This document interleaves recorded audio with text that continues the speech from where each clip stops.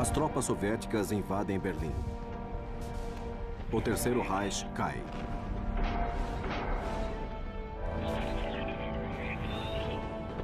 O Führer está na superfície. Se refugiou em um abrigo subterrâneo para evitar cair em mãos inimigas.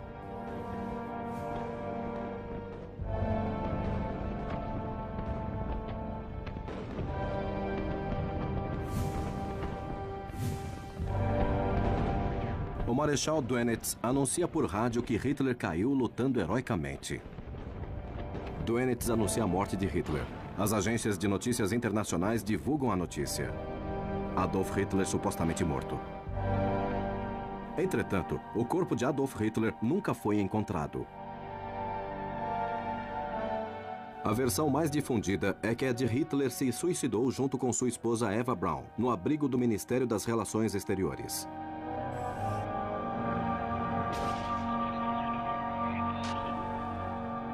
Mas podemos provar conclusivamente que Hitler cometeu suicídio em Berlim? –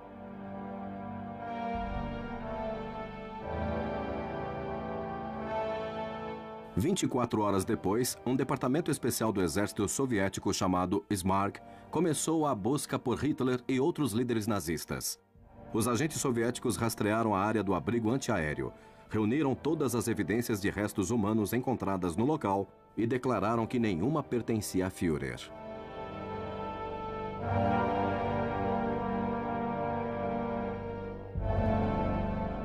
Algumas horas mais tarde, Joseph Stalin denunciou ao mundo que Hitler havia fugido.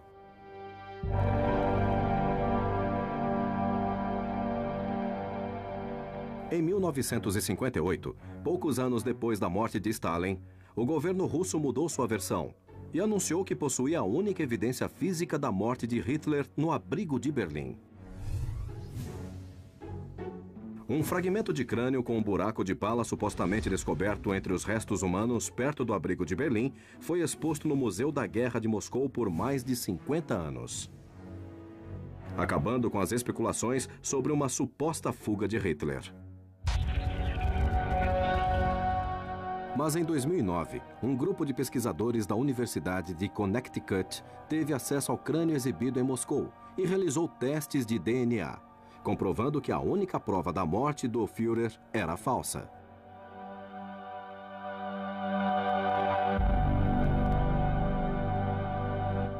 Então, o que realmente aconteceu com Adolf Hitler?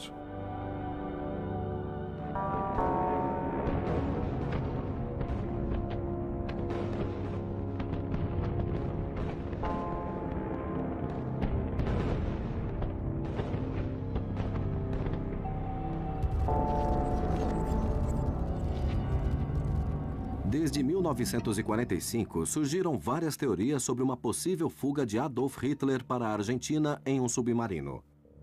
Há também centenas de testemunhos de avistamentos de Hitler em diferentes partes do mundo. A maioria ocorreu na Argentina, um lugar onde muitos nazistas buscaram refúgio. Os serviços de inteligência americanos como o FBI e a CIA relatam a presença de Hitler na Argentina e desenvolveram um semblante simulando a aparência do Führer nos anos seguintes. Como o homem mais procurado do mundo escapou da Alemanha e se refugiou na Patagônia Argentina?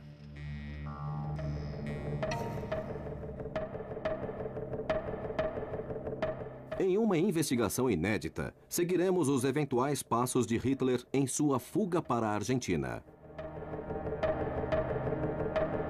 Conheceremos o retiro pessoal do Führer. Visitaremos a base de submarinos, de onde supostamente partiu o ditador. E entraremos na Argentina, onde, segundo a maioria dos testemunhos, ele viveu refugiado até seus últimos dias. Analisando as rotas de fuga e a opinião de especialistas, entraremos na teia complexa de um dos mistérios do século XX, cujos resultados poderiam mudar a história.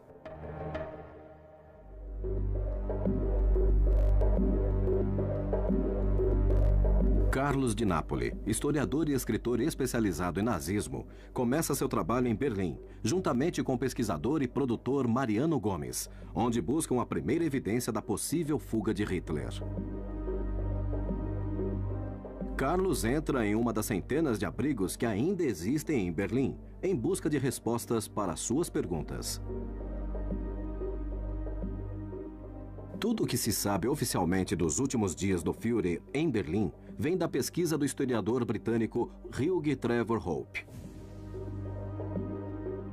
Seu livro, Os Últimos Dias de Hitler, foi escrito a pedido do Serviço Secreto Britânico 5 meses após o fim da Segunda Guerra. Em uma semana, ele fez um relatório com base em uma testemunha ocular. E esse relatório se equivocava em datas e locais, com até meses de diferença sobre os fatos. Até os erros de ortografia do relatório dele foram ignorados. Ele apresentou o texto com base no que escutara. Os aliados anglo-americanos não tinham nenhuma testemunha do relato, que era produzido pelos russos, pois Berlim estava cheia de russos.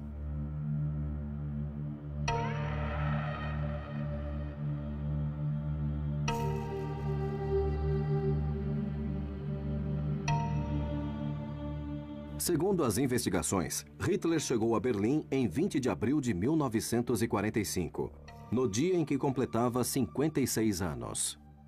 Sua missão era comandar pessoalmente a defesa do Reich.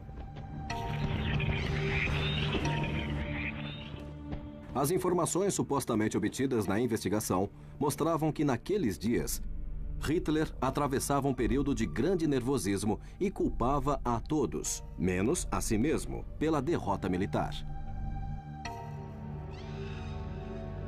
As testemunhas citadas por Trevor Hopper disseram que Hitler passou seus últimos dias acompanhado pela amante, Eva Braun, e pelo ministro da propaganda, Joseph Goebbels.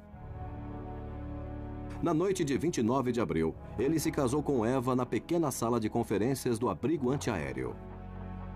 Após a cerimônia, os noivos se retiraram para seu quarto para um jantar de casamento. Às 2h30 de 30 de abril, Hitler convocou uma dúzia de colaboradores dos abrigos próximos e se despediu, para nunca mais ser visto. O relatório conclui que, após o suicídio, alguns funcionários levaram o corpo do Führer ao jardim do Ministério das Relações Exteriores e o queimaram. A uma testemunha eu interrogo, faço perguntas, olho nos olhos. Ele não fez nada disso. Todas as testemunhas que teve, a maioria ele não viu, não entrevistou, nem o Reich ele interrogou. Antes do início da Segunda Guerra Mundial, o poder político de Hitler era exercido a partir do Ministério das Relações Exteriores do Reich. Como contemplavam a possibilidade de bombardeio inimigo em Berlim, os nazistas haviam construído um abrigo sob o edifício. Nos jardins do Ministério das Relações Exteriores, não entrava ninguém que não fosse por convite direto de Hitler ou por sua própria mão. Ninguém podia ver o luxo e a ostentação em que viviam, enquanto de fora tinha-se a imagem de que o Führer estava trabalhando. Nesta área ficava o edifício do Ministério dos Negócios Estrangeiros, onde Hitler passou seus últimos dias, segundo algumas teorias. Em algumas salas, dependendo da versão de muitos historiadores, inclusive a minha, estava Hannah Reich, que era a piloto favorita do Führer. E ela disse que viera buscá-lo, que deveria sair de lá e que o avião estava pronto.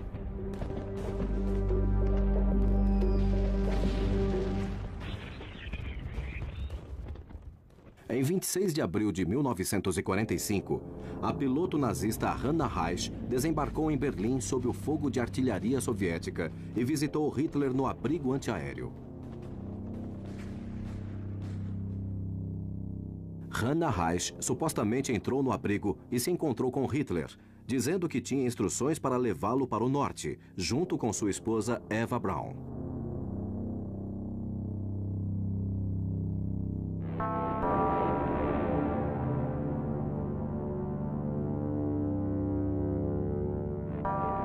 O escritor Carlos de Napoli passou mais de 20 anos investigando o destino final de Adolf Hitler e está convencido de que Hitler escapou.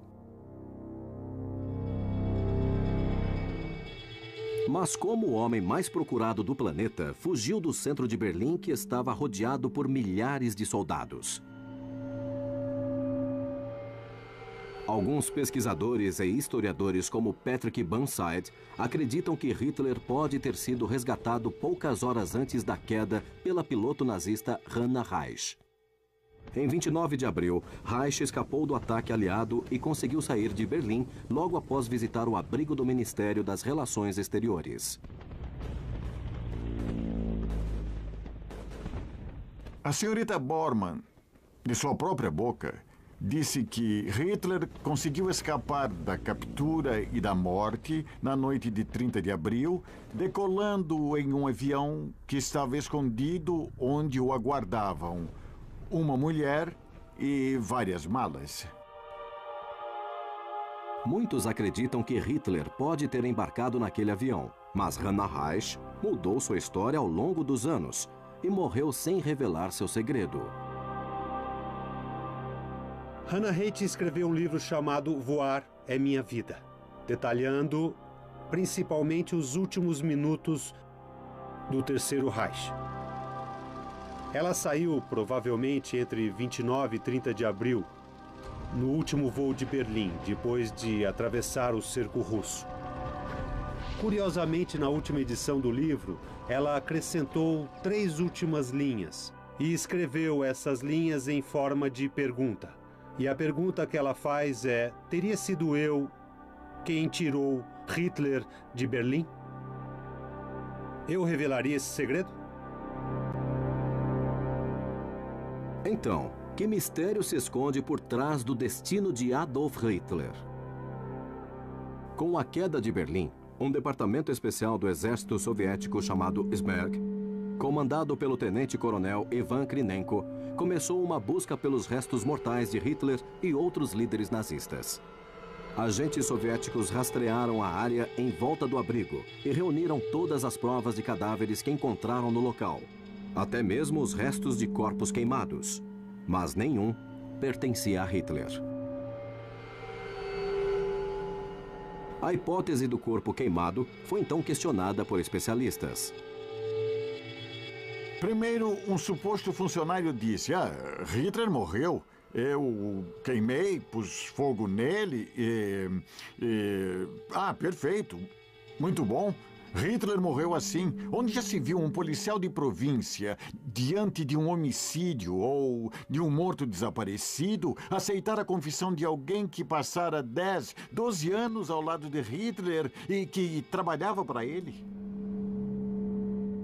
A falta de evidência sobre os últimos dias do Führer em Berlim levanta mais dúvidas. Não há fotos, não há filmes, nem registros de sua voz. Não há corpo, não há nada. Carlos de Napoli não acredita que Hitler morreu em Berlim, nem que tenha fugido de lá. Sua hipótese poderia mudar o curso das investigações realizadas até agora sobre o destino de um dos maiores criminosos da história. Segundo sua teoria, a falta de provas sobre os últimos dias de Hitler em Berlim se deve a uma simples razão. Adolf Hitler não estava lá durante a queda do Terceiro Reich. Isso foi um plano criado pelos nazistas para facilitar a fuga de seu líder. Pouco antes da chegada dos soviéticos a Berlim, a cidade foi completamente abandonada. O núcleo do poder estava na cidade Berchtesgaden, na fronteira com a Áustria, fora do alcance do fogo inimigo. Berchtesgaden é uma aldeia alpina na região da Baviera, sul da Alemanha, onde Hitler escolheu para viver desde 1923. Carlos de Napoli viaja para Berchtesgaden para conhecer o local em que Adolf Hitler teria permanecido escondido até sua eventual fuga. Veja esta estação. Por onde tantas vezes Hitler andou, deve ser um dos lugares mais visitados daqui. Porque ele vinha aqui para esperar o trem, mas a estação era bem menor. Depois fizeram este monstro.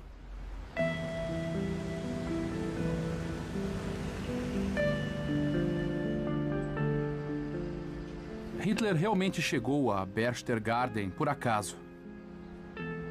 Na primeira visita, no início de 1923, como o próprio Hitler disse depois, ele se apaixonou pela paisagem imediatamente. Em 1928, ele teve a oportunidade de alugar uma pequena casa para as férias, a residência Wachenfeld. Primeiro ele a alugou, mas em 1932 ele teve a oportunidade de comprá-la. No verão de 1933, Hitler finalmente adquiriu a residência Wachenfeld. Ele comprou a casa e, paralelamente, também se tornou o chanceler interino do Reich. E com a tomada do poder e a compra da residência Wachenfeld, iniciou-se a grande reforma de Obersalzberg, que era uma área restrita do Führer.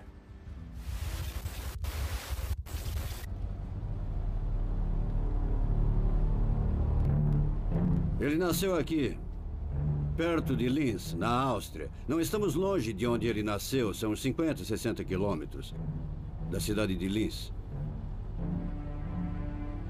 Pelos relacionamentos pessoais que tinha, ele conseguiu um meio de viver um tempo em Munique e um tempo aqui, onde ele gostava, na montanha, pintando, essas coisas.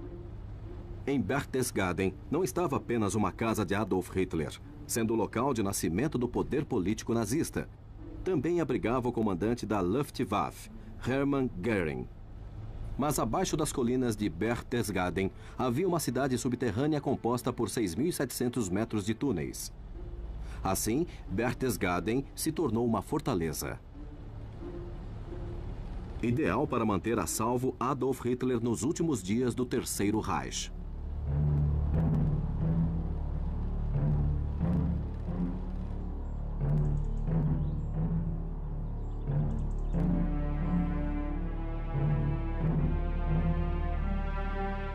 Desde o advento de Hitler ao poder em 1933, Berchtesgaden se tornou o centro da teia do poder nazista.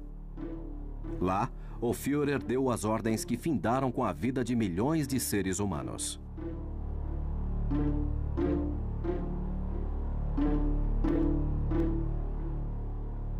Sob as montanhas e as residências de Berchtesgaden, havia uma verdadeira cidade escondida. Albert Feiber? Olá. Este é Carlos Tudo de bem? Nápoles. Neste local encontram-se os escritórios administrativos de Obersalzberg, que mais tarde se tornaram os escritórios do partido onde ficava Martin Bormann. Na casa de Hitler era um pouco mais longe, avançando por esta área mais uns 250 a 300 metros. O Berghof foi atingido por bombas em 1945 e depois queimado pela SS. As ruínas foram detonadas em 1952 e a área foi reflorestada, de modo que agora não resta nada que lembre o que havia Isso ali. mesmo.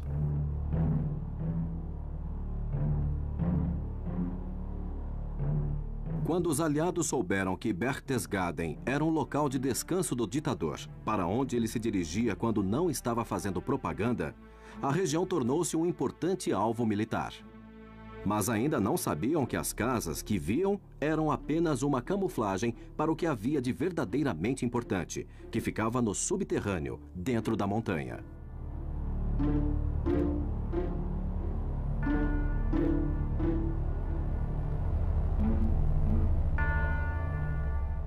De fato, de acordo com as próprias leis dos nazistas, deveriam ter sido construídos abrigos em Obersalzberg, simplesmente porque era uma ordem.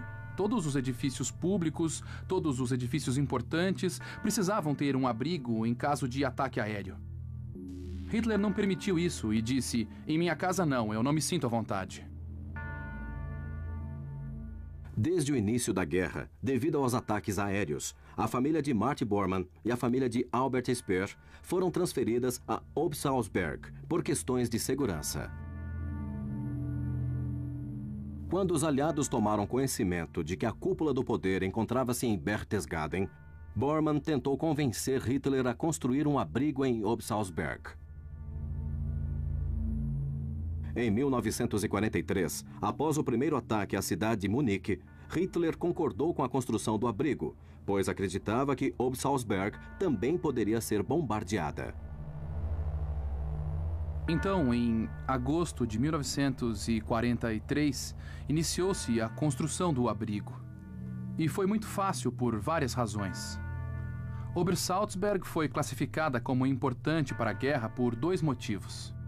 Primeiro, todos os trabalhadores que estavam em Obersalzberg trabalhando na construção do abrigo eram essenciais, ou seja, eles não precisavam ir para a guerra se trabalhassem em Obersalzberg.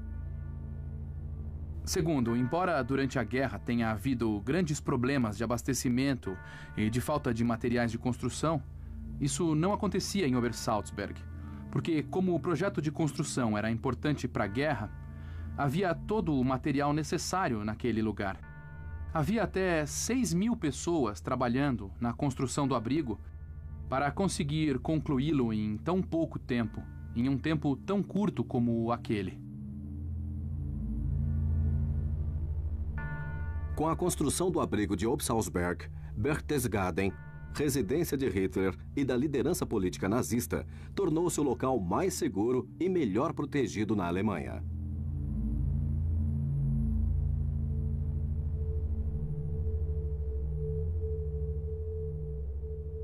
Em cada complexo de edifícios de Obersalzberg, há uma entrada para o abrigo subterrâneo. O abrigo tinha um diâmetro de aproximadamente 22.000 metros quadrados e 6 quilômetros de comprimento. O abrigo de Obersalzberg tinha dupla função. Era um abrigo de proteção contra ataques aéreos. E se os edifícios na superfície fossem destruídos, os habitantes da cidade ainda poderiam viver de modo relativamente confortável por várias semanas ou meses. Como vocês podem ver, o gerador de energia do abrigo ficava bem aqui. Esses abrigos foram construídos de modo que tinham uma fonte de energia independente do fornecimento público. Bormann e os nazistas estavam com medo dos ataques aéreos a Obersalzberg, mas também temiam sofrer ataques com gás venenoso. Por isso, estava prevista a construção de uma área especial na entrada. Então, se houvesse ataques com gás, as pessoas poderiam tirar as suas roupas, tomar banho e descontaminar-se. E então trocar de roupa e depois vir para esta área do abrigo aqui.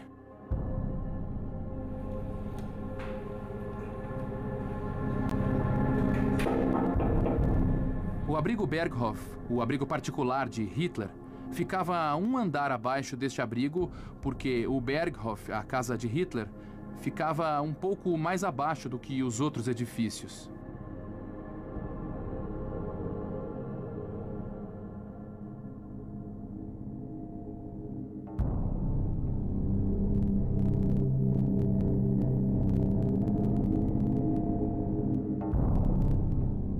Apesar de ser o local mais bem protegido da Alemanha, a vida de Hitler ainda estava em perigo em Berchtesgaden. É verdade que alguém tentou matar Hitler aqui, que houve um atentado? É isso mesmo. A segurança era um problema enorme. Sempre havia tentativas de homicídio. Pelo que eu sei, houve muitos atentados. Simplesmente porque as pessoas vieram em massa para cá nos anos 30. Também há o relato de uma tentativa suíça de assassinar Hitler em Obersalzberg, que ficou conhecida como Operação Foxley. Sim. E foi encomendada pelo Serviço Secreto Britânico. Das profundezas dos abrigos de Berchtesgaden, Adolf Hitler e Eva Braun teria fugido para seu destino final, uma estância nas distantes terras da Patagônia Argentina, onde, de acordo com muitos testemunhos, eles viveram refugiados até seus últimos dias. A falta de provas sobre a morte de Hitler em Berlim gerou novas teorias sobre os últimos dias de Hitler. A investigação feita por Carlos de Napoli indica que Hitler passou o fim da guerra em Berchtesgaden. A localização estratégica, os sistemas de segurança complexos e de conhecidos e a predileção de Hitler pelo lugar podem esclarecer o destino de um dos maiores criminosos da história. Vai ser difícil descobrir onde era a casa, né? Com licença, a casa de Hitler era para que lado? É para lá. Pra cá? Isso, Aqui? é só seguir em frente. Se seguirem Entendi. o caminho, vão... Bom, eu acho que é mais Por aí fácil ou ir por aqui? ali. Bom, na minha opinião, vocês deviam ir por ali. Está bem, vamos por Ali, aqui. ó. O Berghoff, quando ele o remodelou, ele construiu de frente para o norte. Ele fez uma casa que não era virada para o sol. Uma casa muito fria mesmo. E na sala principal ele colocou um vitrô que provavelmente deve ser o maior vitrô conhecido da arquitetura do século passado, que era um radiador de gelo. Mas era muito bonito. Esta era a casa de Hitler. Até os últimos dias, este foi o lugar em que ele morou, foi seu quarto, sua casa, sua residência. Ele viveu com sua amante, que normalmente não apresentava nas reuniões, mas só em uma ou outra ocasião, e nunca quando havia alguém importante. Quando a casa era visitada por alguém importante, Eva Braun era proibida de aparecer. E esta área aqui é a esplanada, que dava para as montanhas, onde ele parava para pensar ou ficava com os amigos.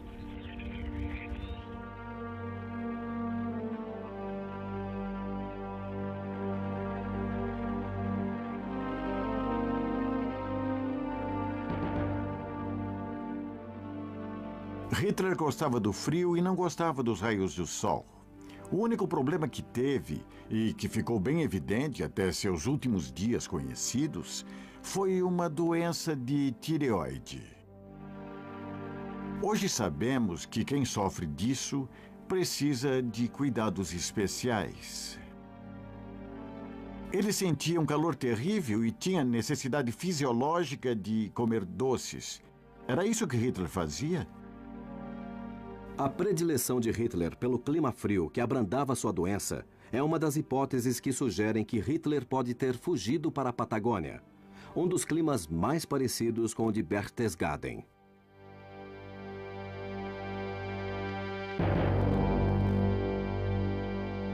Após o desaparecimento de Hitler, começou-se a debater o destino de Obersalzberg. Obersalzberg estava hermeticamente fechado durante a guerra. Com o fim da guerra, o local foi aberto e as reservas do abrigo foram retiradas, assim como alimentos e outros objetos saqueados.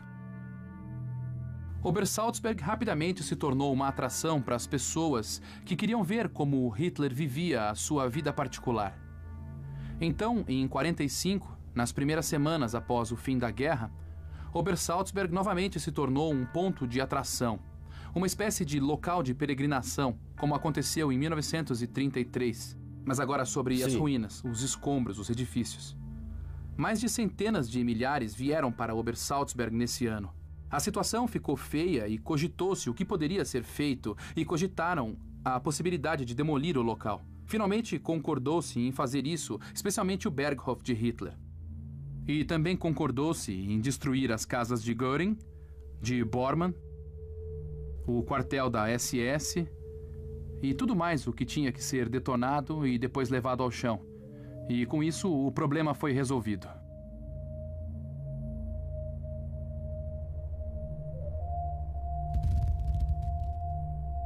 Aqui ainda há ruínas, restos de paredes. Aqui nós encontramos algo. Disseram que recorreram à demolição por causa do número de pessoas que vinham para cá. Mas parece que algumas pessoas sentem falta daquilo, porque aqui encontramos uma vela, que aqui na Alemanha é usada para recordar.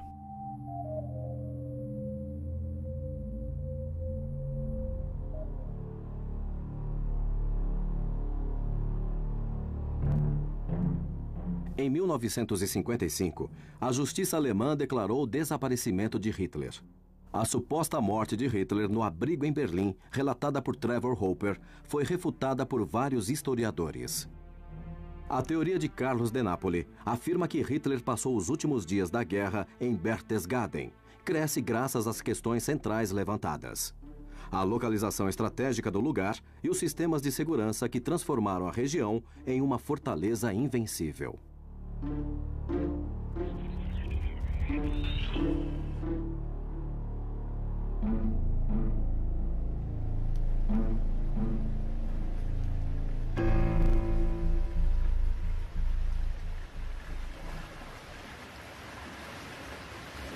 A chegada de Hitler a este lugar deve ter sido chocante. Imagine uma aldeia pequena e, de repente, apareceu Hitler e toda a comitiva que se instalaram nos arredores, construindo uma enorme estação de trem. De fato, é surpreendente que uma pequena aldeia nas montanhas tenha se tornado o centro político do Terceiro Reich, onde se tomava todas as decisões. É algo realmente extraordinário, não? Além de tudo, é um belo lugar. Ele não escolheu um lugar qualquer para se instalar. Já jantaram e daqui a pouco vão dormir. Sim, daqui a pouco vão dormir. Aqui tudo fecha às 6.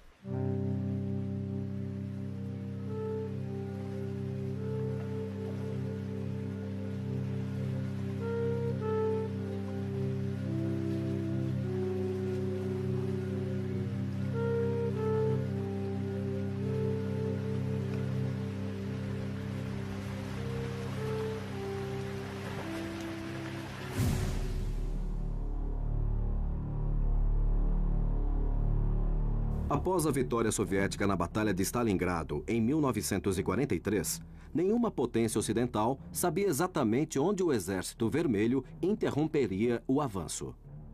Varsóvia, Berlim, Praga, Viena, Budapeste, Belgrado, Bucareste e Sofia. Essas famosas cidades. O primeiro-ministro britânico Winston Churchill, como representante da elite capitalista, ordenou o início das estratégias para deter o avanço comunista na Europa. Não estão apenas sob a influência soviética, mas em muitos casos estão cada vez mais sob o controle de Moscou. Enquanto isso, Hitler analisava o futuro do Terceiro Reich junto com seus colaboradores mais próximos, no topo das montanhas de Berchtesgaden, em um lugar chamado Ninho da Águia.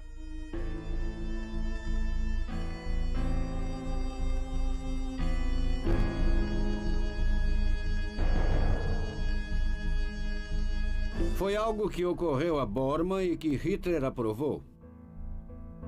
Fica a cerca de 800 metros da casa onde Hitler morava, ou seja, o Berghof, e foi feito com uma intenção, podemos dizer, perversa, de impressionar bastante aqueles que visitavam o local. Carlos de Napoli afirma que se Adolf Hitler não estava em Berlim durante a queda do Terceiro Reich, ele poderia ter se escondido no local onde foi planejada sua possível fuga: o Ninho da Águia. A casa fica lá em cima, se entra pelo túnel. Não sei se ainda fazem assim.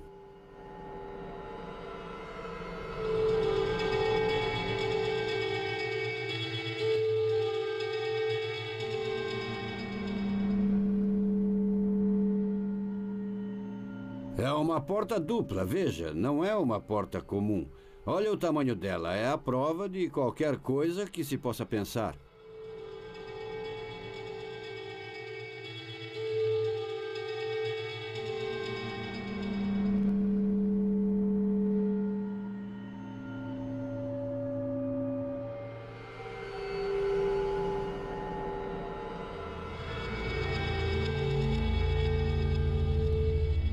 Desde sua construção em 1938, o Ninho da Águia foi utilizado por Hitler para fascinar colaboradores próprios e funcionários estrangeiros. Tudo está coberto para que não... Isso é loucura, é impressionante. Imagine o cara trazendo um diplomata aqui, o carro para ali, ele vem para cá, chega um elevador de bronze.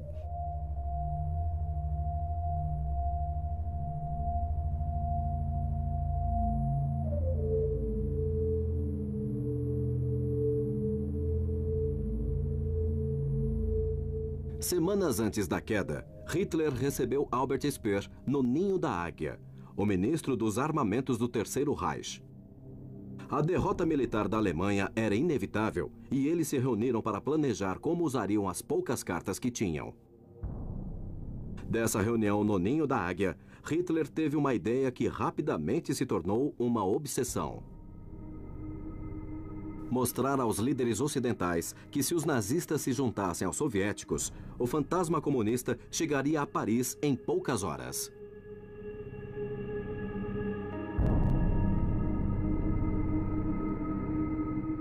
O que aconteceu foi o seguinte.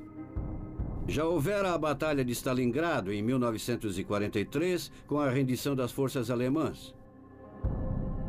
E a partir daí ficou claro que a Alemanha estava totalmente derrotada.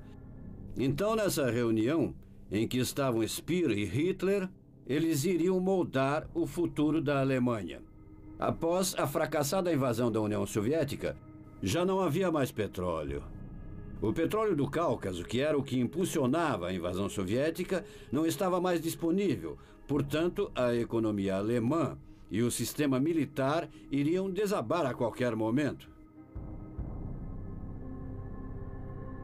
Speer tenta convencer Hitler, que a princípio se recusava, da necessidade de chegar a um acordo com os aliados, sob a ideia de que, se não houvesse acordo, a União Soviética iria ocupar toda a Europa.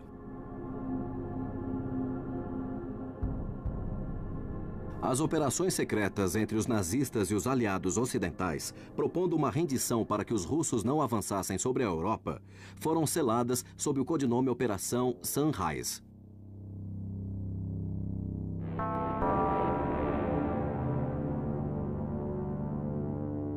Quando Stalin descobriu a operação, imediatamente informou o presidente americano, advertindo que, se os acordos fossem efetivados, permitiria a fuga de Hitler pelos bastidores. No início de abril de 1945, Stalin foi informado das negociações feitas sem o conhecimento dos soviéticos e as denunciou publicamente. Em meados de abril, Hitler ordenou a divisão do exército alemão em 2 grupos para facilitar a ação dos mediadores. Os acordos com o setor norte do exército nazista foram realizados entre o comandante Heinrich Himmler e o presidente da Cruz Vermelha Sueca, o conde Folke Bernadotte. As operações do Exército do Sul foram realizadas pelo diretor do Escritório de Serviços Estratégicos, Allen Dulles, e o general do Exército Alemão, Heinrich von Wittendorf, juntamente com o comandante da SS, Karl Wolff, e o tradutor oficial de Hitler, Eren Briefker. Mais tarde, nas reuniões do protocolo, quando perguntaram a Stalin o que acontecera com Hitler, ele diz claramente que Hitler estava fugindo em um submarino. Primeiro, ele disse que ia para a Espanha ou Japão, mas depois disse que sabia que Hitler estava fugindo para a Argentina. Depois de ver isto, essas estradas à noite nesta região... Sim, parece exatamente o mesmo que as estradas em San Martín de los Andes, ou os arredores. Assim, com este tipo de árvores. Realmente chama atenção, né? É muito parecido, bem parecido mesmo.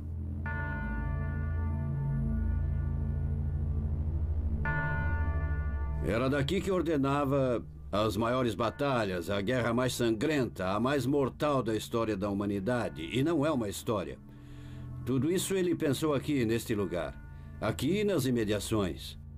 No meio dos Alpes, um lugar com uma paisagem espetacular. E é sombrio pensar que fez isso daqui. Era aqui que Hitler morava. Aqui ficavam os comandantes e os políticos que realmente tinham o poder, porque outras pessoas não podiam vir até aqui. Não era para qualquer um, aqui ficava o poder central de Hitler, em nenhum outro lugar. Nenhum. Todo o resto era para políticos de segunda ordem. Por exemplo, se houvesse alguma área em que pudesse atuar, era aqui. Berlim era para necessidades secundárias. Aqui era uma ditadura bem forte, com o poder centralizado no topo de uma montanha. Isso é tudo.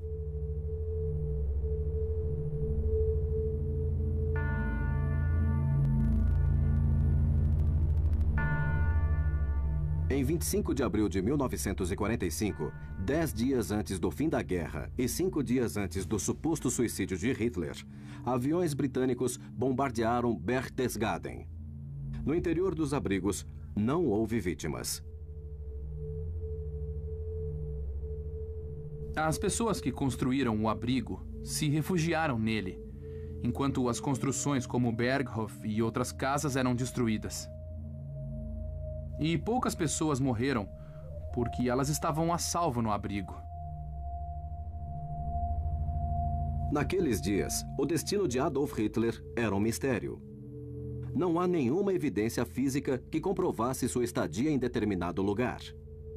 Não havia fotos, não havia corpo, não havia nada.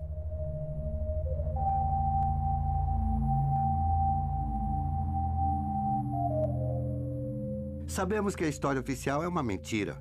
O relato de Trevor Roper é uma história inventada pela inteligência britânica para se livrar das acusações de Stalin de que haviam feito Hitler fugir. Sabemos que o corpo de Hitler nunca foi encontrado. O cadáver, nem o dele, nem o da sua companheira, na verdade foram dados como desaparecidos 10 anos depois, sem encontrarem os corpos. Nem saber o que tinha acontecido com eles. Então, nós não sabemos todo o resto.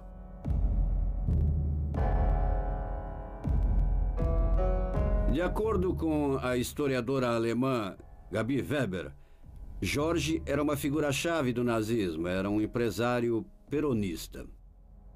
Foi a pessoa escolhida para lavar o dinheiro nazista, que tinha vindo para a Argentina na forma de barras de ouro ou sob a forma de ações que tinham sido criadas pouco antes da guerra terminar.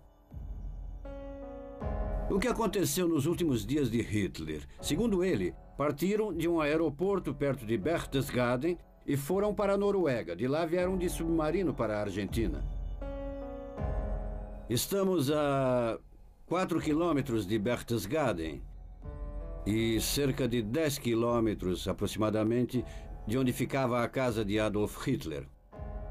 Há versões de historiadores que dizem que Hitler veio a este lago em Berchtesgaden com alguns hidroaviões que o acompanhavam e, eventualmente, partiu para um destino desconhecido.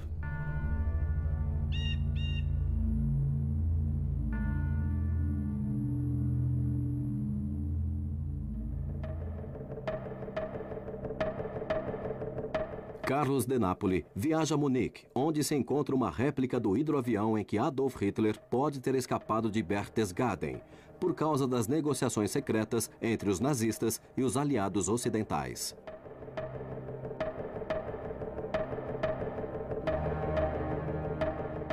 No final da Segunda Guerra Mundial, a improvável aliança entre soviéticos e ocidentais transformou-se em uma crise nuclear.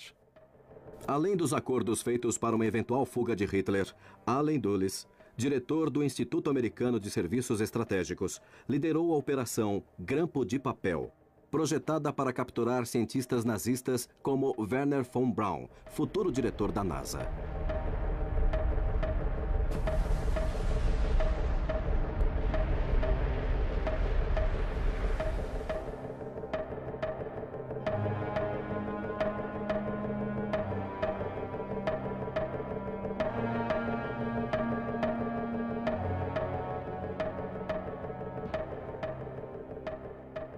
Um acordo com os aliados seria vantajoso para ambos. Hitler ia fornecer o local onde se encontravam os principais construtores de armas para os Estados Unidos e a Grã-Bretanha, e eles forneceram uma lista. Aqui chegamos ao famoso foguete B-2, a arma mais terrível criada por Adolf Hitler. Capaz de transportar 1 tonelada de explosivos a cerca de 300 quilômetros de distância. Isso variava, mas era a cerca de 200 e 300 quilômetros de distância. Era conhecida como arma de retaliação número 2, ou arma total. Os Estados Unidos, claro, estavam ansiosos para conseguir este foguete, porque já haviam desenvolvido a bomba atômica e a ideia era transportá-la com algo que não pudesse ser identificado, não com um avião. O que von Braun havia fabricado era a arma essencial para levar a bomba atômica. Eram irmãos que mais tarde se tornariam inseparáveis, o foguete e a bomba atômica. Este foi o primeiro produto a ser feito. Todo esse grupo de cientistas acabou trabalhando para a NASA no desenvolvimento do que seria a chegada do primeiro homem à Lua. Foi o que levou Hitler a fazer um acordo para uma eventual fuga. Seus conhecimentos que poderiam transformar qualquer país no mais poderoso do mundo. Se analisarmos do ponto de vista dos ganhos econômicos, o que importava era a ganância dos vencedores e depois o domínio militar. Assim, cada lado levou os cientistas que estavam nas mãos do poder. Mas, basicamente, por muitos anos, essa foi a melhor possibilidade de se levar adiante a pesquisa. Esta é a ponta do iceberg. Este avião ultramoderno que vemos aqui surgiu por volta de 1930 e é obra da engenharia alemã. Era a espinha dorsal da Força Aérea de Hitler, da Luftwaffe.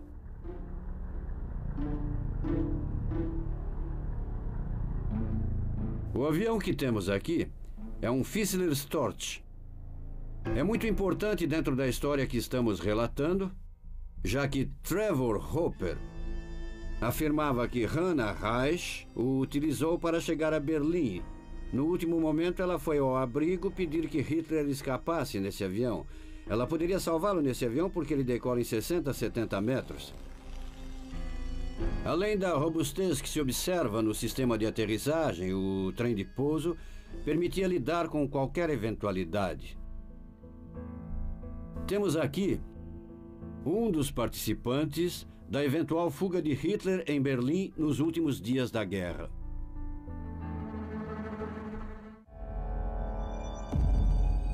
Carlos de Napoli vai a Labou, tentando reconstruir os passos de Adolf Hitler em uma suposta fuga para a Argentina.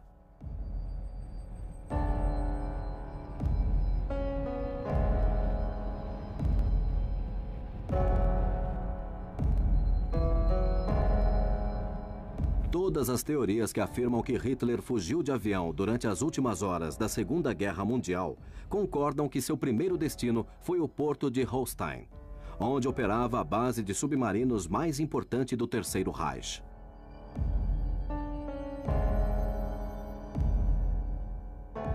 No norte da Alemanha, a cerca de 100 quilômetros de Hamburgo, encontra-se o porto de Labou. Ali funciona o único museu no mundo que possui um submarino alemão modelo 7C, gêmeo do U-977, em que Hitler supostamente teria deixado a Europa. Bom,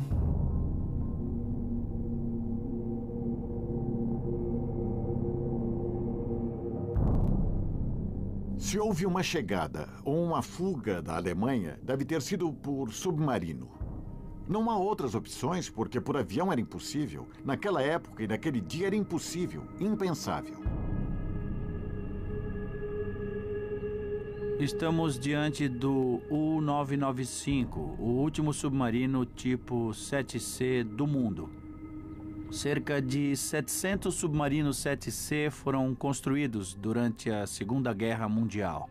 Mas na segunda fase da guerra, esses submarinos eram considerados velhos e obsoletos por causa das novas armas táticas antissubmarinas usadas pelos aliados. A eficácia dos submarinos alemães não se devia tanto à superioridade tecnológica, mas a tática usada pelas equipes alemãs submarinas na Segunda Guerra Mundial, que era conhecida como tática da matilha de lobos, ou tática Rudel, em que não operavam individualmente, mas em grupos. Então, toda a informação coletada pelos submarinos no mar e pelos aviões de reconhecimento eram reunidas em quartéis generais, e de lá o almirante Dönitz ordenava que os submarinos atacassem os esquadrões. Para provar a veracidade de sua teoria, Carlos de Nápoles embarca em um submarino igual ao que Hitler supostamente usou para fugir e conhece as condições de vida nos submarinos. Tudo que é necessário para operar o submarino deve caber nesse tubo estreito. Então, o espaço é bastante limitado para a tripulação. Esta é a sala dos suboficiais. Este era o espaço que cada membro da tripulação tinha para manter seus pertences pessoais. Então, eles não tinham mochilas grandes nem nada disso. Talvez tivessem uma muda de camisa, um livro e algumas fotos. Só isso. Então, não era muito confortável. Além disso, havia o cheiro e o barulho dos motores a diesel. E, certamente, o cheiro da tripulação, já que havia apenas um banheiro para 50 homens. E não havia duchas e, às vezes, nem sabonete, essas coisas. Então, bom, deixo o resto à sua imaginação. Não se via a luz solar por semanas. Estavam constantemente sob ameaça. Podiam morrer a qualquer instante. Então, era muito estressante para eles, física e psicologicamente. Aqui vemos a sala de máquinas, que não eram muito rápidas comparadas aos submarinos modernos e corresponde à velocidade de uma pessoa andando devagar. Muitos submarinos foram entregues aos aliados no final da guerra ou foram afundados por sua tripulação, mas alguns poucos submarinos tentaram fugir para um país neutro. Durante os acordos secretos entre os aliados ocidentais e os nazistas, uma quantidade extraordinária de submarinos nazistas havia sido mobilizada. Poucos dias antes do fim da guerra, mais de 40 navios de todos os tipos partiram para diversos pontos do planeta. Os espiões de Stalin advertiram que um grupo de líderes nazistas fugira em um desses submarinos, e entre eles podia estar Hitler.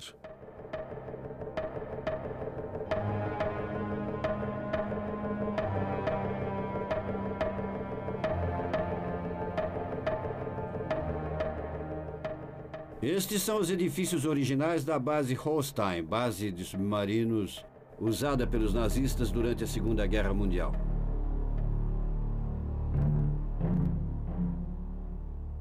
No final de abril de 1945, o submarino U-977 partiu, cujo capitão era Heinz Schäfer.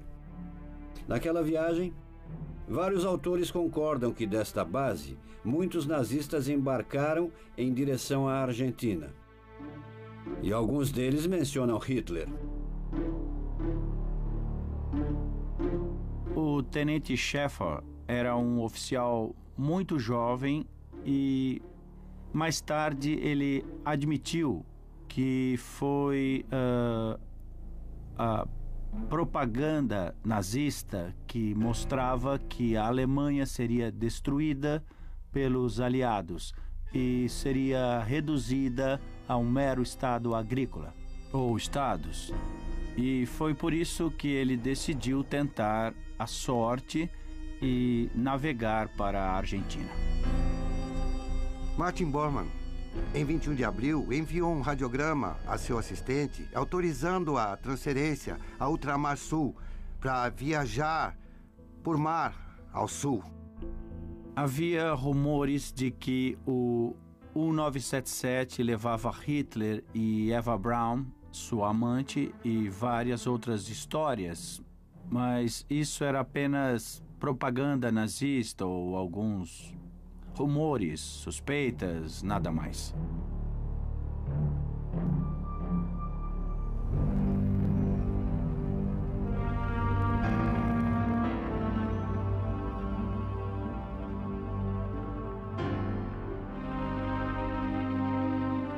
A base de submarinos Holstein concentrava o movimento de submarinos nazistas que partiram para o Oceano Atlântico. De lá, partiram submarinos na última operação secreta do Terceiro Reich. Ultramar Sul. Pelo menos 50 líderes nazistas viajaram em submarinos para a Argentina.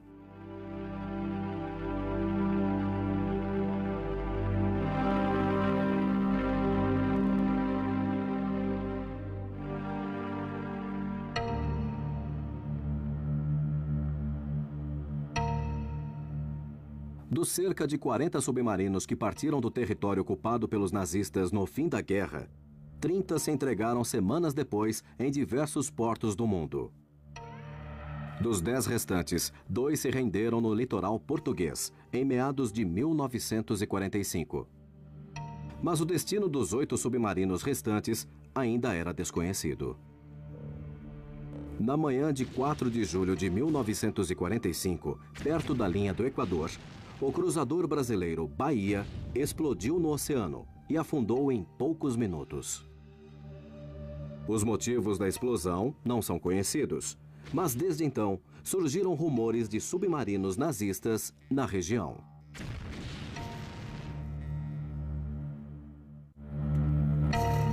Estamos entrando.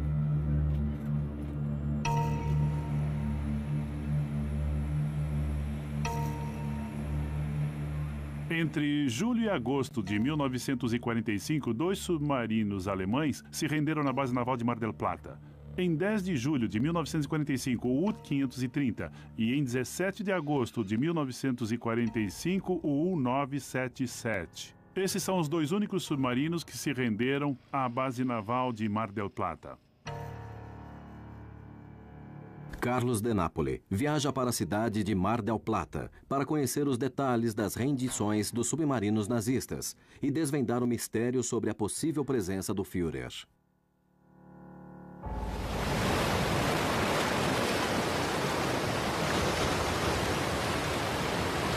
Não é apenas a base naval, mas é específica para submarinos. Devemos ver a base, porque deve ficar no lugar destacado do porto. É bem ali, está vendo? Está vendo aquela cruz? É na entrada do porto. É para onde estamos indo.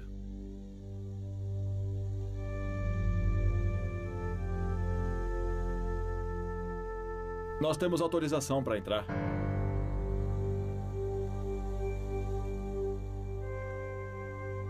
Museu do Comando da Força de Submarinos.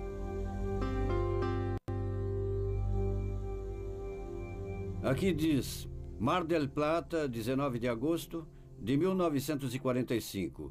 O comandante do submarino alemão U-977, o tenente de fragata Hans Schäfer, entrega incondicionalmente o navio e a tripulação que estava sob o seu comando. O submarino foi capturado nos arredores de Mar del Plata às 10 horas de 17 de agosto de 1945 pelo rastreador FI, que veio ao porto sob o comando do tenente de fragata argentino Rodolfo Sáenz Valiente. O submarino nazista se entregou. Partiu de um porto na Noruega. Isso é muito importante, hein?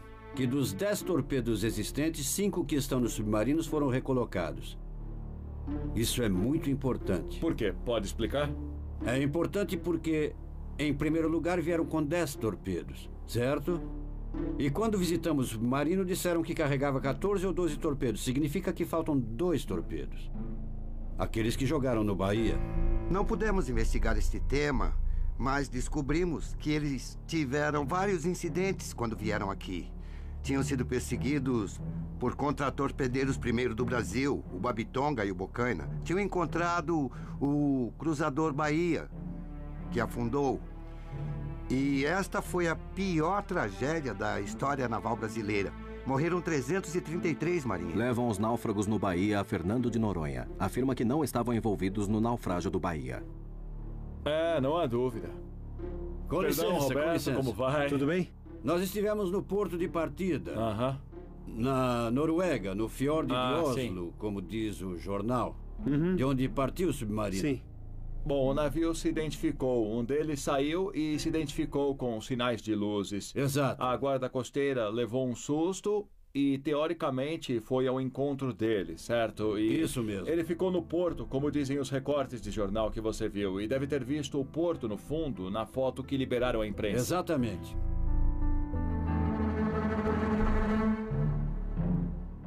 E seria este o setor, o lugar entre o arsenal do Mar del Plata. Nessa direção. Isso, e o submarino submergiu aqui. Entrou por aqui. E deu a volta e o prenderam aqui. Isso mesmo.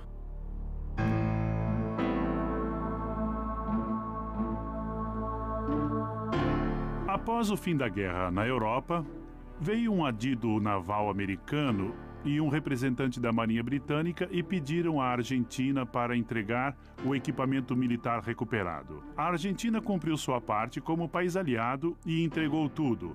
Entregou os submarinos e os marinheiros como prisioneiros de guerra. Posteriormente a essa entrega, começam as discussões e especulações sobre o que realmente aconteceu a esses submarinos, já que em um deles faltava parte da tripulação. Os Estados Unidos publicaram um livro chamado Livro Azul, onde acusavam formalmente a Argentina e especificamente o governo de Perón de haver traído os aliados, recebendo os nazistas, falando inclusive de Hitler. Mas Perón responde com o livro azul e branco que não, que a entrega dos submarinos tinha sido normal durante a guerra, que a afirmação de Stalin de que Hitler estaria na Argentina tinha conotação política. Aqui nada foi feito de uma forma clara e concisa com documentos sobre a mesa. Todos os documentos são secretos. Então, o que está por trás de tudo isso? A possível fuga de Hitler se fundamenta em vários acontecimentos. A história é já conhecida, com relatos misteriosos e duvidosos, falsas declarações, interrogatórios que ainda são secretos após 50 anos e... há uma grande quantidade de submarinos que não se sabe qual foi o destino final que tiveram. Uma declaração importante é a da viúva do capitão Schäfer.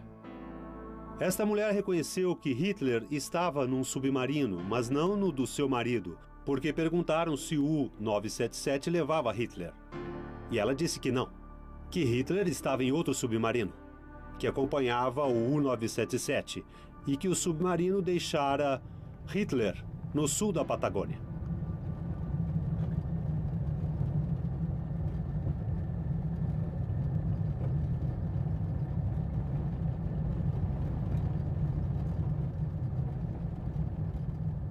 Desde o início do século XIX, os alemães tinham grande interesse na Patagônia Argentina. Em pouco tempo, a região se tornou um local de abastecimento de combustível e mantimentos para os navios alemães. Na área delimitada entre a Caleta de Los Loros e San Antônio Oeste, na costa leste da província de Rio Negro, em um raio de 30 quilômetros, foram registradas nos meses de julho e agosto de 1945 a maioria dos avistamentos de submarinos nazistas. Podem descer. De acordo com a versão dos moradores locais, na maré baixa, que é o que vemos agora, a 800 metros dentro do mar, a uma profundidade de aproximadamente 15 a 20 metros, foi observado até 1958, 1960, uma pequena tubulação que aparecia. Aparentemente era o periscópio do submarino. E com base nessa tecnologia, com o satélite militar da NASA, podemos ver que esta estância, que era uma enorme colônia alemã em 1945, tinha uma pista de pouso que chegava à beira das falésias de Punta Meridianes. Exatamente em frente à pista, pode-se colocar um caminhão ou automóvel... E acender os faróis. Faróis altos. Pode-se iluminar a 100 quilômetros de distância e bem em frente a um ponto com formato de charuto. A 500 metros de distância, vemos a mesma imagem, como muitas testemunhas declararam durante vários anos, porque é uma zona de água muito baixa. Há um mar de areia transportada pelo vento nesta zona. E em situações excepcionais de vento de terra, isso aparece.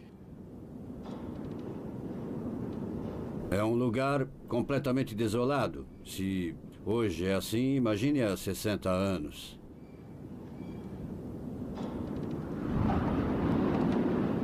Nós estamos aqui no meio do deserto e encontramos este poço totalmente perdido. E apenas... Estamos a um raio de 100 quilômetros de qualquer civilização. E encontramos este poço aqui. Esses locais foram utilizados pela Marinha Alemã desde o início do século XX para abastecer-se de combustível e alimentos. Por sua vez, para lidar com a falta de facilidades na época, utilizavam este tipo de farol que vemos aqui, para saber em que posição estava o canal, porque em alguns lugares a água é bem rasa. Os submarinos entregues em Mar del Plata e as provas recolhidas em Caleta de los Loros fazem pensar que a fuga de Hitler para a Patagônia pode ser verdade.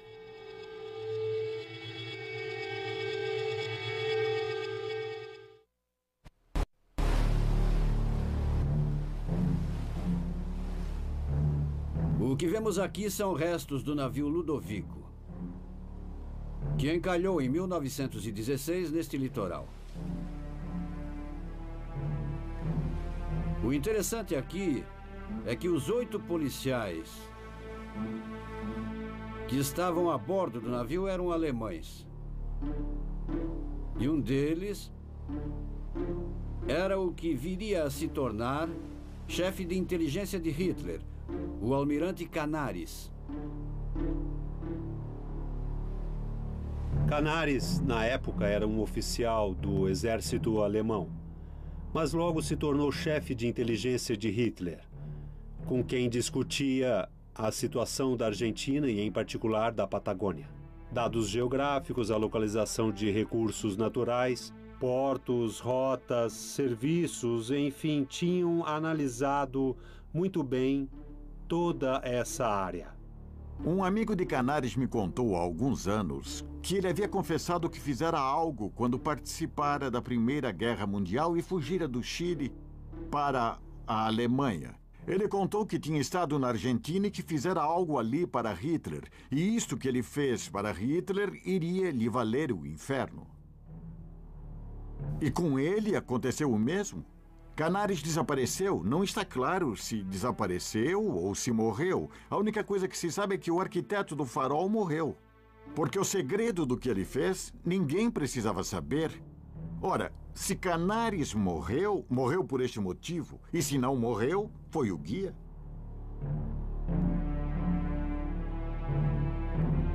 O desembarque de submarinos nazistas na Patagônia serviu para aumentar as especulações sobre o destino final de sua tripulação, entre os quais poderia estar Hitler. Onde foram parar esses submarinos? Diante de uma enorme estância alemã que após a guerra foi dividida, loteada e vendida. Para os economistas alemães, os banqueiros alemães, os investidores alemães. Portanto, havia uma enorme estância de 50 mil hectares com dezenas de quilômetros de litoral escarpado e um aeroporto que chegava até as falésias. E bem em frente a essas falésias, há pessoas que viram um submarino afundado. Alguns contam que houve um desembarque. Os mesmos documentos do FBI que foram divulgados depois que lancei meu livro e que são posteriores à investigação, são uma confirmação de que chegaram à estância 2 submarinos com algumas horas de diferença, onde desembarcaram mais de 50 pessoas que estavam à espera de Pessoas locais que os levaram ao seu destino, próximo aos Andes, em uma fazenda perdida na Patagônia.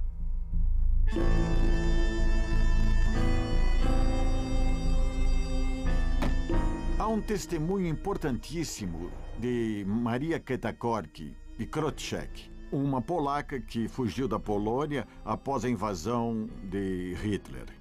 Ela conhecia perfeitamente Hitler, ela ouvia nos jornais, conhecia sua voz de ouvir no rádio. Ela o encontrou no caminho entre o litoral e a Cordilheira dos Andes. E em um lugar esquecido por Deus, pode-se dizer, em uma cabana feita de dormentes de ferrovias, ela vendia combustível, óleo, batatas, cenouras. Ela vendia o que havia. E 2 carros pararam. Ela ouviu que falavam em alemão e viu pessoas bem alemãs usando roupas escuras, quase militares, como um uniforme azul escuro. E Hitler apareceu reclamando que tinha ido parar num lugar terrível. Que era um deserto, que era uma desolação.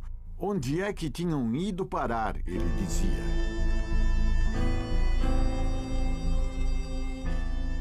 Isso poderia ser uma invenção se no lugar de desembarque não houvesse 2 caminhos que levavam a Bariloche ou a San Ramon.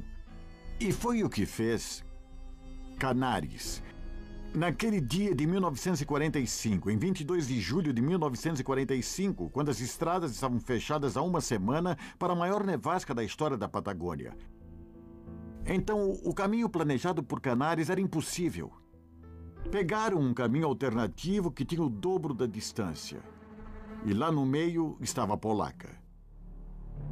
Então, não podendo passar pelo caminho planejado, aquele foi o caminho lógico que escolheram. É impossível inventar um testemunho dizendo que o vira naquele lugar, naquele dia, e que coincide com o testemunho de alguns anos atrás, também conhecido pela Embaixada Alemã em Buenos Aires e em Santiago do Chile, dizendo que houve um desembarque em 21 ou 22 de julho de 2 submarinos em Caleta de los Oros. E de lá só havia 2 caminhos, mas um era impraticável, o outro não, e lá estava a prova.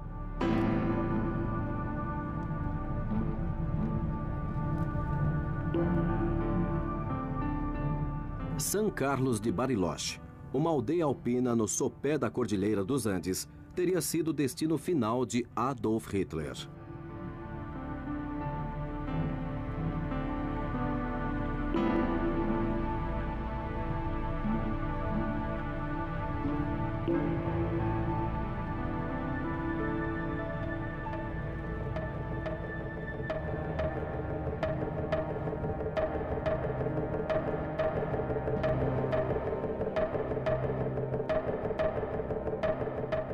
Desde sua fundação em 1909, San Carlos de Bariloche, localizada a sudoeste da província de Rio Negro, no sopé da Cordilheira dos Andes, está ligada à comunidade alemã.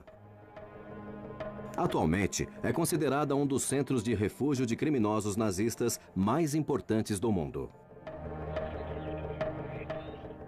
Na década de 40, era uma cidade muito pequena, isolada de tudo, nos confins do mundo. E com uma geografia muito interessante para poder se esconder, passar despercebido, com saídas para vários pontos no Oceano Pacífico. Enfim, um lugar privilegiado tanto para viver bem como para passar despercebido, que a maioria deles realmente conseguiu. Agora vamos à casa de Abel Basti, um historiador local e um dos que mais defendem a presença de Hitler aqui na Patagônia, incluindo especificamente aqui em Bariloche. Chegamos, Carlos. Já chegamos. Abel Basti? Como vai? Por favor, entrem. Fiquem à vontade. Como vai, Abel? Tudo bem? Sim, e você, como está? Minhas investigações se baseiam principalmente nos depoimentos de testemunhas diretas, isto é, pessoas que estiveram com Hitler na Argentina. O que corresponde com outros documentos e informações factuais que existem. Então, depois de combinar esses testemunhos com os documentos, vamos montando as provas. A descrição física de Hitler, de todas as testemunhas entrevistadas, coincide totalmente. Ou seja, era o mesmo rosto, sem qualquer tipo de cirurgia, mas com o detalhe de não ter o bigode típico, o que mostrava uma cicatriz que Hitler tinha sob o bigode, o que as testemunhas corroboraram. E o cabelo era muito curto, quase calvo, e de cor branca. E estas mudanças simples alteraram a fisionomia de Hitler o suficiente para poder passar despercebido durante anos.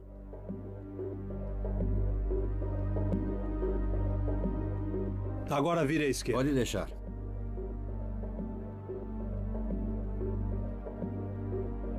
Isto nos anos 50 eram todas propriedades alemãs. E havia um detalhe: nas partes mais altas da cidade ficava o refúgio Berghof. Então chamaram de Berghof, como a casa de Hitler em Obersalzberg? É o mesmo nome. Que curioso, não? É curioso, mas se levarmos em conta que esse refúgio pertencia ao Clube Andino Bariloche e que o clube fora fundado por imigrantes alemães, muitos deles nazistas, se poderia dizer que era uma homenagem ao Berghof europeu. Clube Andino Bariloche, Refúgio Berghof.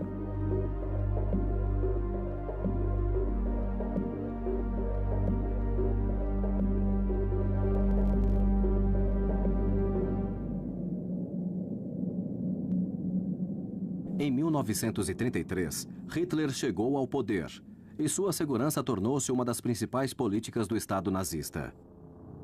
Desde então, colaboradores e espiões da inteligência do Terceiro Reich dedicaram-se a buscar refúgio em diferentes partes do mundo para um eventual exílio de seu líder. Hannah Reich é uma pessoa que o próprio Hitler mandara para Buenos Aires em 1934, quando o poder ainda não estava garantido. O que ele fez? Enviou Hannah Reich e Walter George para se juntar à família Bustillo para conseguirem parques nacionais, ou seja, no sul da Patagônia, cerca de 100 mil hectares onde poderia se exilar caso o que estivesse tramando fracassasse. Agora vemos que o escritor Patrick Burnside, que escreveu um livro sobre a possibilidade da fuga de Hitler, em que ele afirma que o ditador esteve nesses lugares.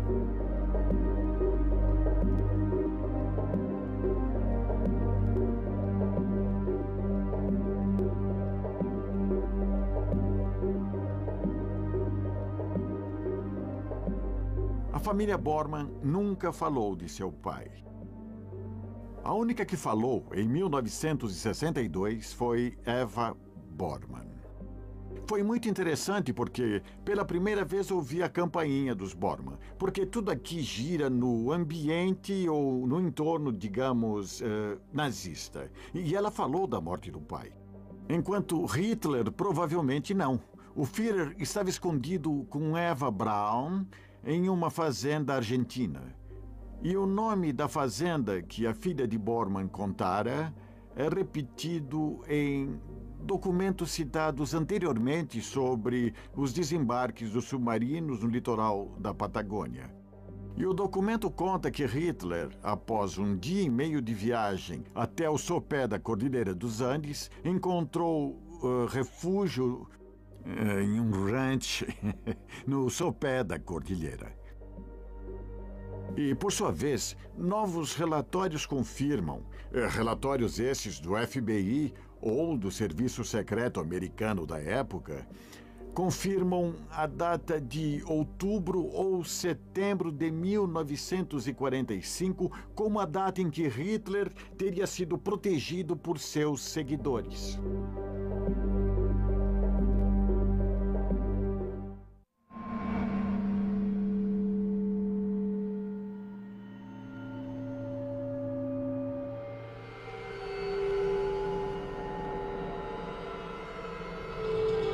Vamos ao local em que Hitler supostamente ficou, segundo a versão de algumas testemunhas.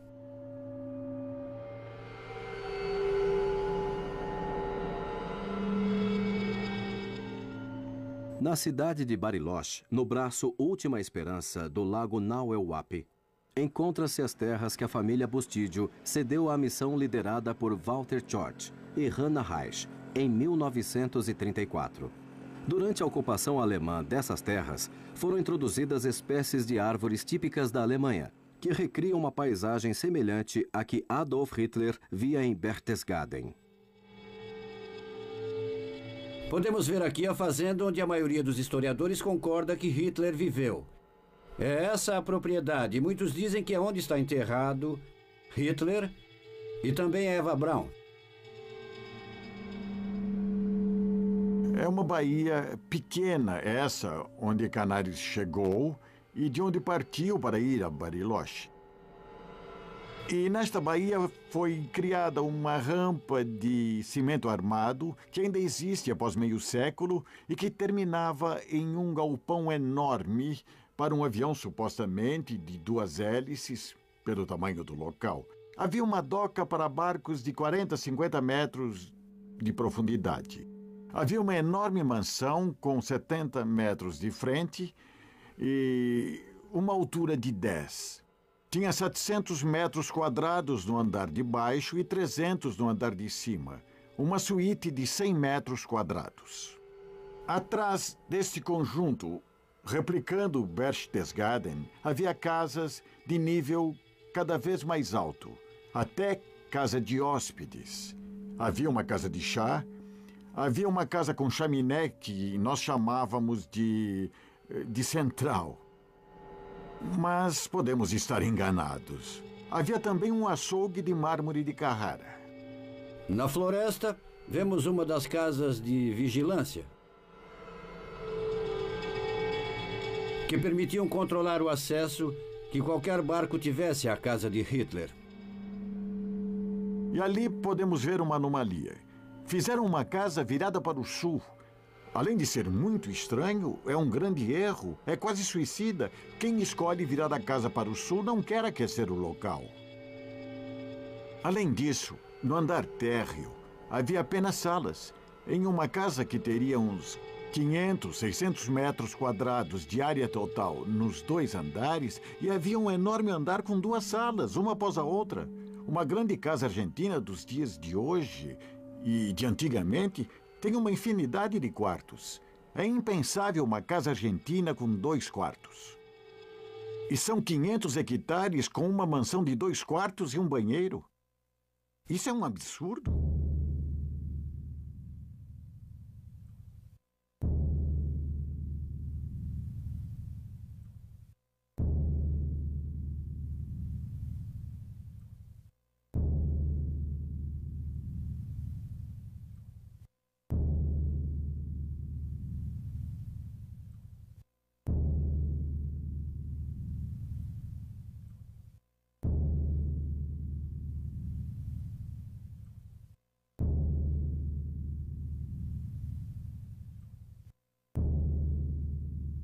Chegamos ao local.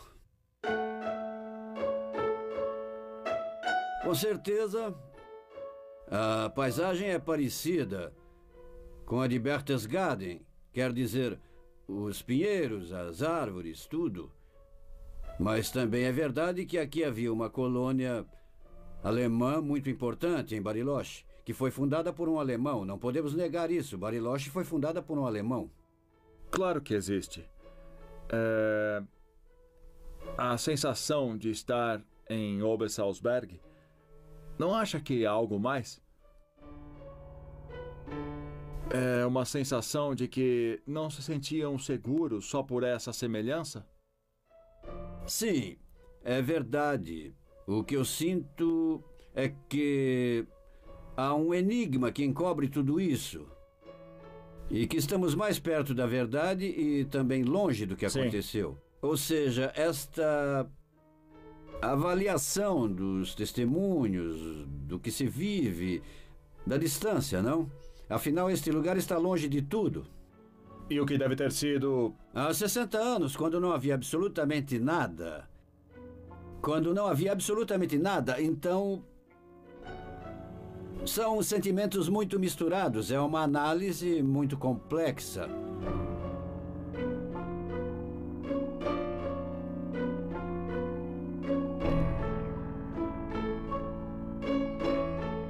Tudo é contraditório. Essa casa gigante, com guarita. Guarita pra quê? Quem esperavam? E há tantos anos... Uma coisa dessas, nos anos 40, no meio de um lago. Quem espera? Por que estava preocupado esse indivíduo? Com o que se preocupava? Quem vinha buscá-lo?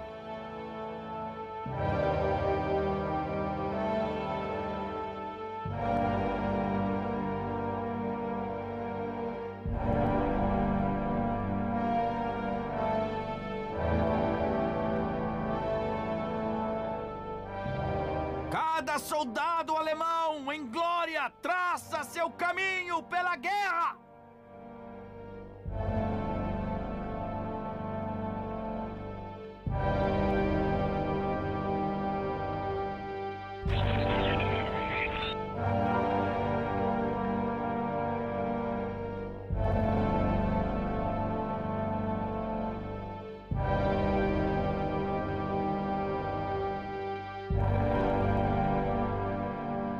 A falsidade do crânio exposto em Moscou e a falsificação da história deixaram o dilema da morte de Adolf Hitler na obscuridade.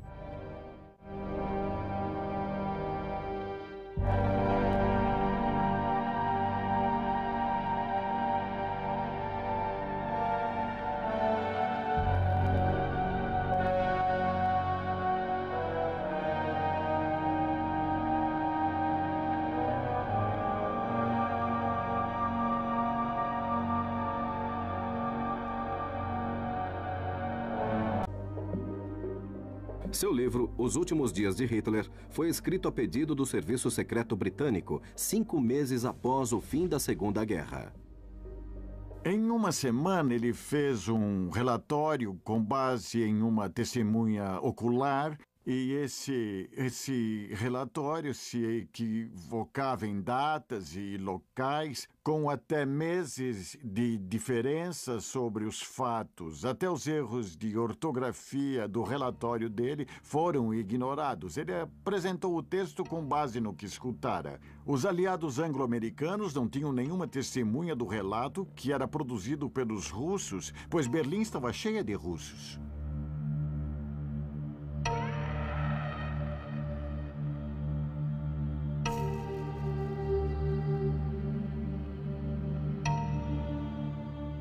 Segundo as investigações, Hitler chegou a Berlim em 20 de abril de 1945, no dia em que completava 56 anos.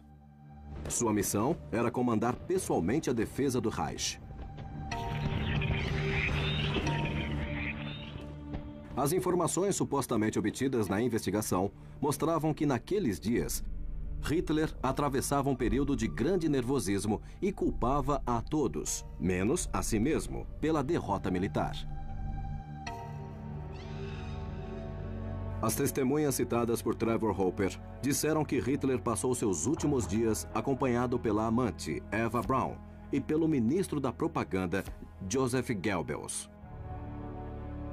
Na noite de 29 de abril, ele se casou com Eva na pequena sala de conferências do abrigo antiaéreo. Após a cerimônia, os noivos se retiraram para seu quarto para um jantar de casamento.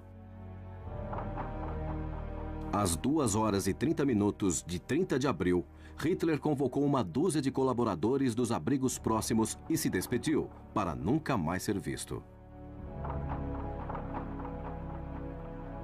O relatório conclui que, após o suicídio, alguns funcionários levaram o corpo do Führer ao jardim do Ministério das Relações Exteriores e o queimaram. A uma testemunha eu interrogo, faço perguntas, olho nos olhos. Ele não fez nada disso.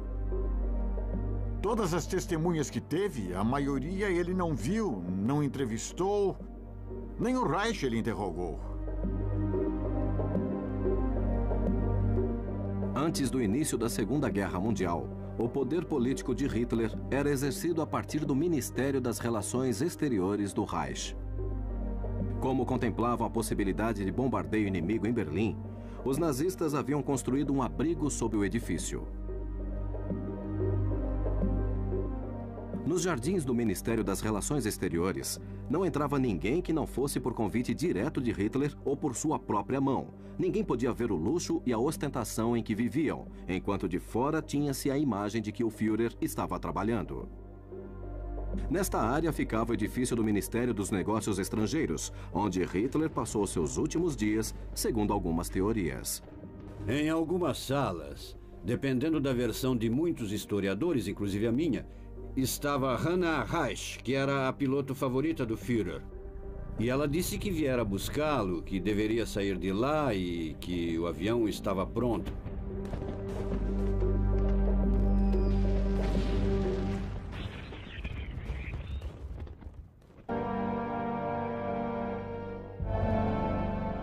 Algumas horas mais tarde, Joseph Stalin denunciou ao mundo que Hitler havia fugido.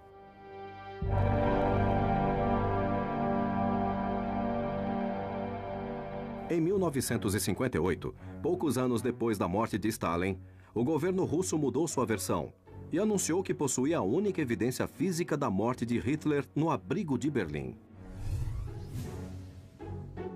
Um fragmento de crânio com um buraco de bala supostamente descoberto entre os restos humanos perto do abrigo de Berlim foi exposto no Museu da Guerra de Moscou por mais de 50 anos, acabando com as especulações sobre uma suposta fuga de Hitler. Mas em 2009, um grupo de pesquisadores da Universidade de Connecticut teve acesso ao crânio exibido em Moscou e realizou testes de DNA, comprovando que a única prova da morte do Führer era falsa.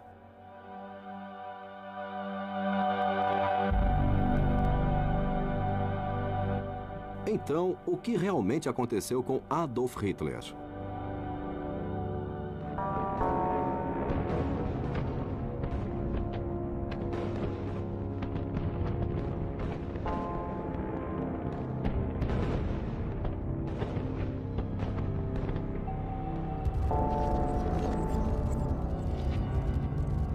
Desde 1945, surgiram várias teorias sobre uma possível fuga de Adolf Hitler para a Argentina em um submarino. Há também centenas de testemunhos de avistamentos de Hitler em diferentes partes do mundo. A maioria ocorreu na Argentina, um lugar onde muitos nazistas buscaram refúgio.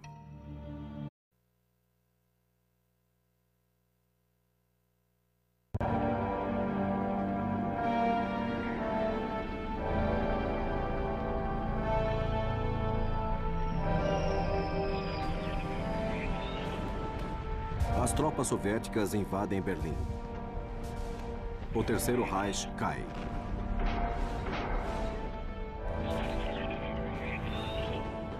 O Führer está na superfície. Se refugiou em um abrigo subterrâneo para evitar cair em mãos inimigas.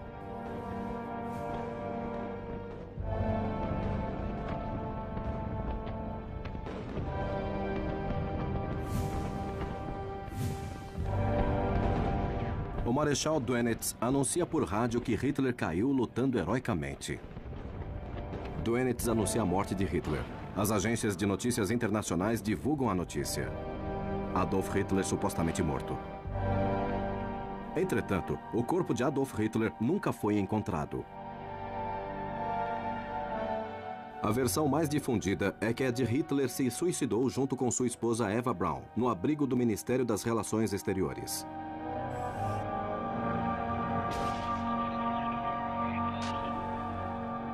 Mas podemos provar conclusivamente que Hitler cometeu suicídio em Berlim? –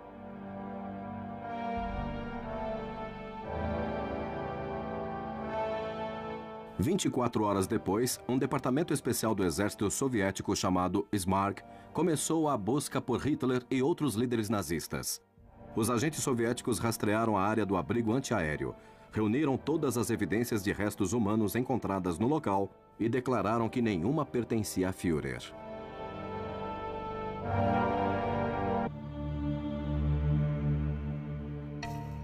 Os serviços de inteligência americanos como o FBI e a CIA relatam a presença de Hitler na Argentina e desenvolveram um semblante, simulando a aparência do Führer nos anos seguintes. Como o homem mais procurado do mundo escapou da Alemanha e se refugiou na Patagônia Argentina.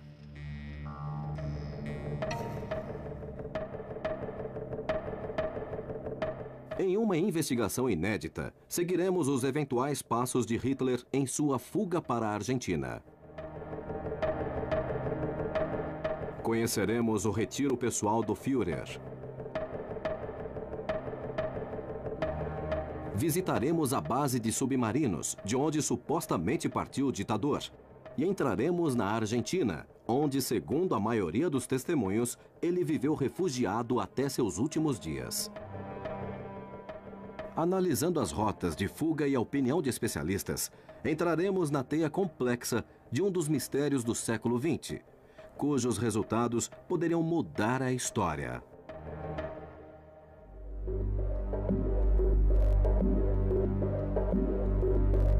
Carlos de Nápoles, historiador e escritor especializado em nazismo, começa seu trabalho em Berlim, juntamente com o pesquisador e produtor Mariano Gomes, onde buscam a primeira evidência da possível fuga de Hitler. Carlos entra em uma das centenas de abrigos que ainda existem em Berlim, em busca de respostas para suas perguntas. Tudo o que se sabe oficialmente dos últimos dias do Führer em Berlim vem da pesquisa do historiador britânico Hugh Trevor Hope.